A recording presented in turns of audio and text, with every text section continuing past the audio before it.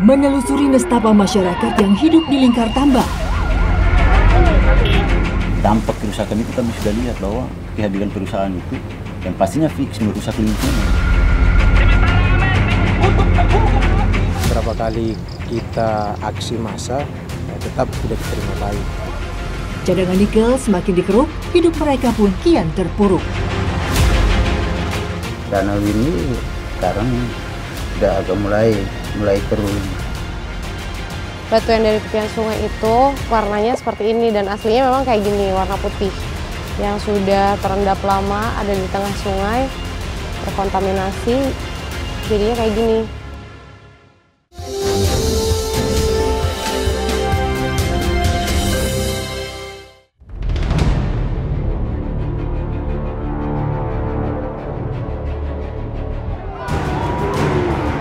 Kericuhan yang pecah saat aksi unjuk rasa terlontar karena aspirasi masyarakat tidak didengar.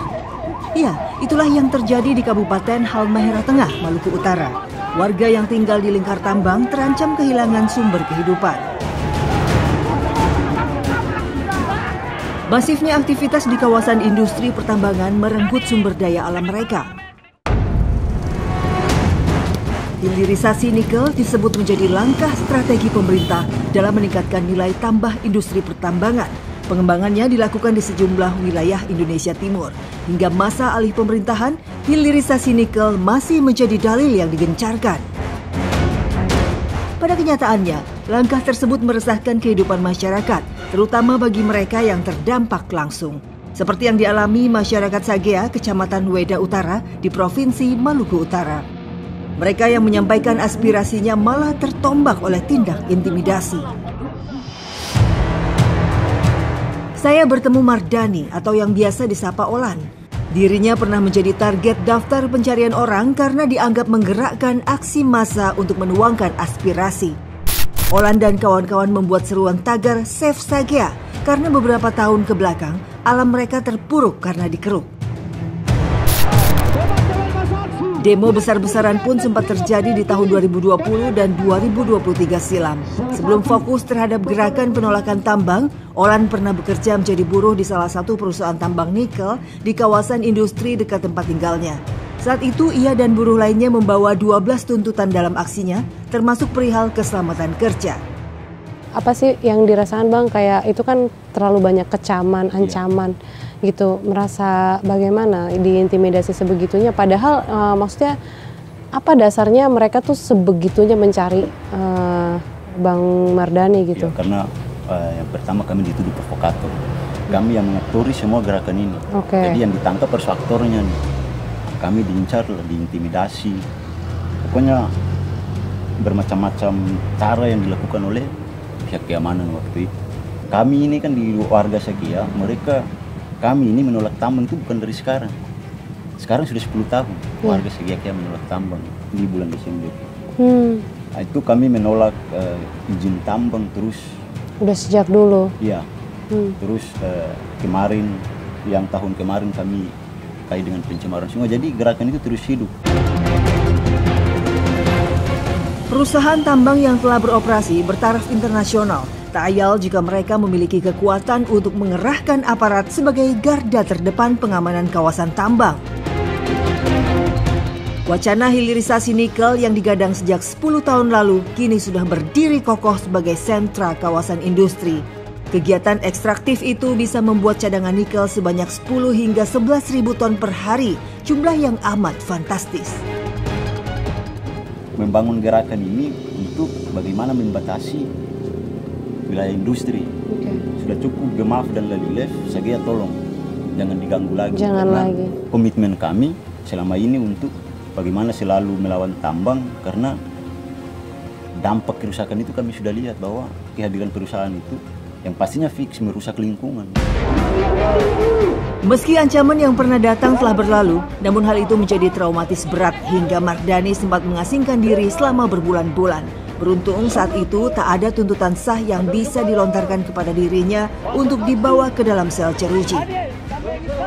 Sementara intimidasi terhadap warga sipil yang menyampaikan aspirasi juga terjadi di wilayah lain. Bahkan pada peristiwa yang berlangsung di awal 2022 lalu, aksi unjuk rasa berujung hilangnya nyawa. Memiliki keresahan yang senada dengan warga Sakea, pendemo yang menolak tambang di Sulawesi Tengah tewas ditembak oknum polisi.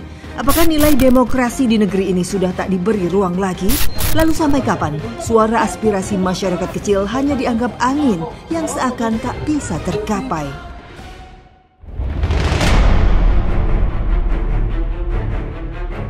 Jika dilihat dari lokasinya, Maluku Utara berada jauh dari jangkauan ibu kota.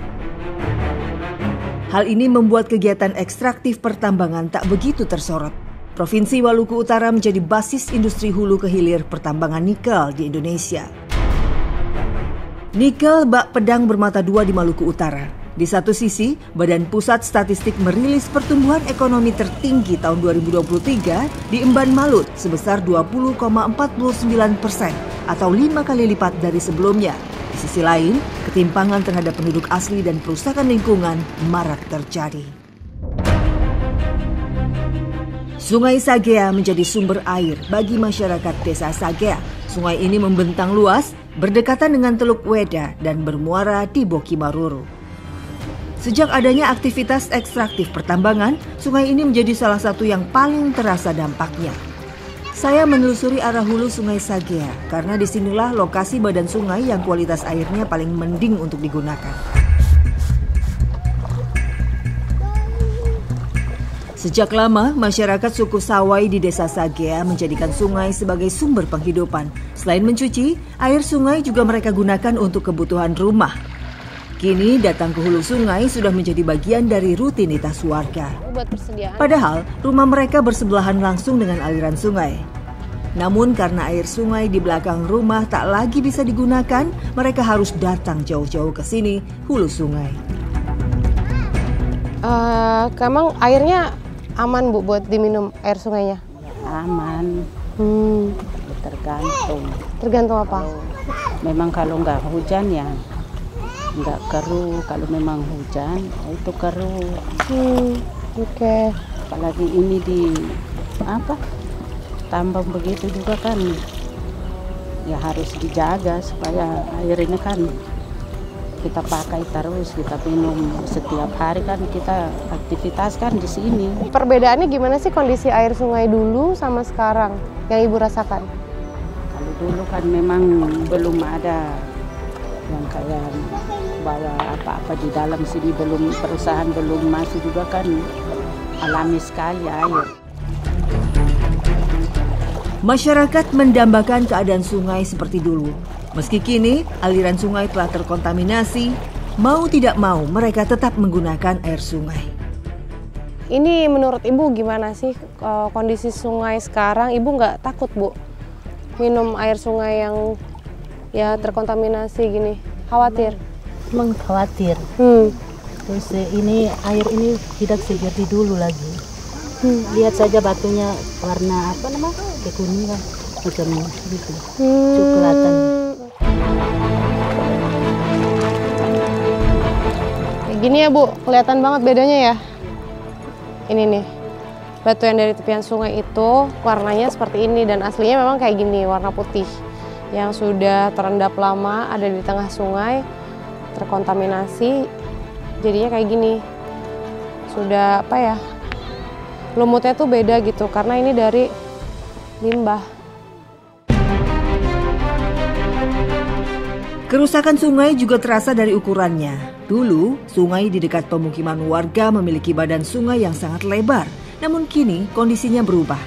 Daerah aliran sungai di Sagea memiliki luas mencapai 18.000 hektar lebih. Dari cakupan sebesar itu, 11.000 lebih hektar dikuasai pertambangan. Yang lebih menyedihkan, sekarang air di aliran sungai belakang rumah tak lagi dikonsumsi masyarakat.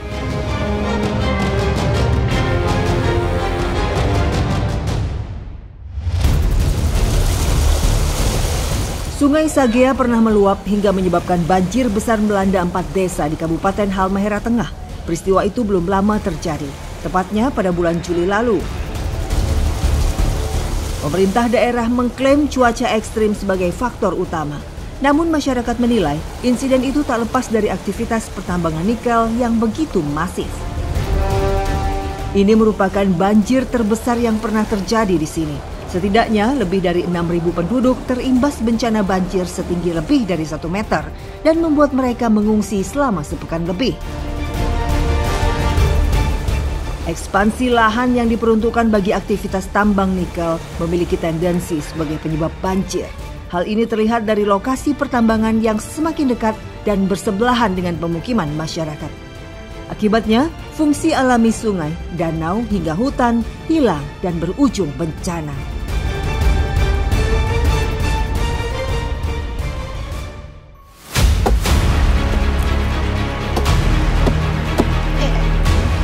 Ternyata nggak semudah kelihatannya.